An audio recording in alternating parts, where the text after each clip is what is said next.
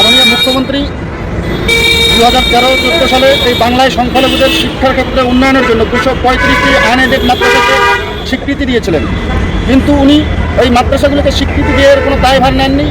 আমরা আনএডেড মাদ্রাসার 2,500 শিক্ষক দীর্ঘ লড়াই সংগ্রাম করার পর 2021 সালে উনি সামান্যতম ভাতা চালু করেছিলেন, কিন্তু এই প্রতিষ্ঠানের ছাত্রছাত্রীদের কোনো দায়ভার উনি নেননি।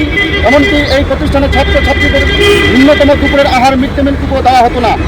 এই ছাত্রছাত্রীদের রাজ্য সরকারি প্রকল্পের জামা জুতো ব্যাগ থেকে শুরু করে কন্যাশ্রী রূপশ্রী সবুজ সাথী কোনো প্রকল্পেরই সহায়তা এই ছাত্রছাত্রীদেরকে দেওয়া হতো না।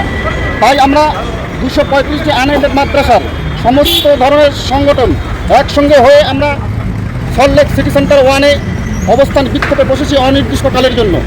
আমরা যতক্ষণ পর্যন্ত এই 235টি আনএডেড মাদ্রাসাকে মুখ্যমন্ত্রীর কমিটমেন্ট অনুযায়ী পূর্ণ এডেডে রূপান্তরিত করতে পারছি না, ততক্ষণ পর্যন্ত আমরা এই স্থান ত্যাগ করব না।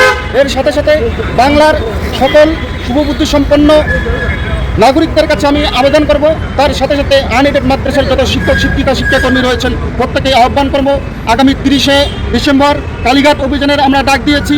আমরা সকলে মিলে একত্রিত হয়ে আমরা কালীঘাট অভিযানের মাধ্যমে দেখিয়ে দেব যে আমরা এই 235টি আনএডেড মাদ্রাসার শিক্ষক শিক্ষিকারাও আমরা কম নই। আমরা আমাদের ন্যায্য অধিকার আদায়ের জন্য আমরা সব ধরনের পদক্ষেপ গ্রহণ করতে পারি। এতটুকু হুঁশিয়ারি দিয়ে আমার আলোচনা এখানে শেষ করছি।